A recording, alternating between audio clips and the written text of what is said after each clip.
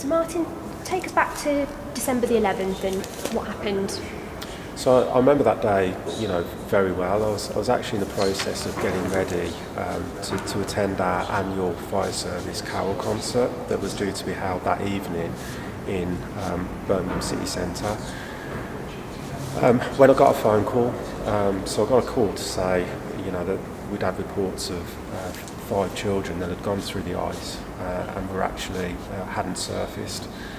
So I sort of jumped in my vehicle, put the blue lights on and we're heading over. And if I'm being honest with you, I was kind of hoping that en route, fire control would ring back and say, oh, it's all right, it's a false alarm, you can stand down.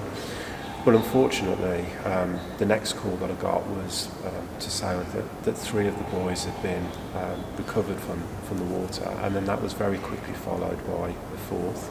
So I knew that when I got to that incident, that it was not going to be a very nice incident at all. So when I turned up, I started to make my way down to where the lake was, and there was a couple of crew members coming the other direction towards me.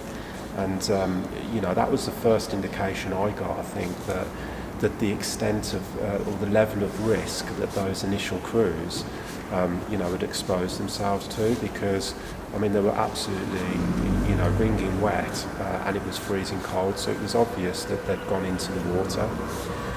So when we were I carried on down to the lake, and obviously there was medical care being provided to the boys, and I looked over to the right and there was a lot of activity on and in the lake as well. And that was from fire service personnel and also the ambulance service. So this was around searching for potentially up to 2 other people that at the time we thought might be in the water.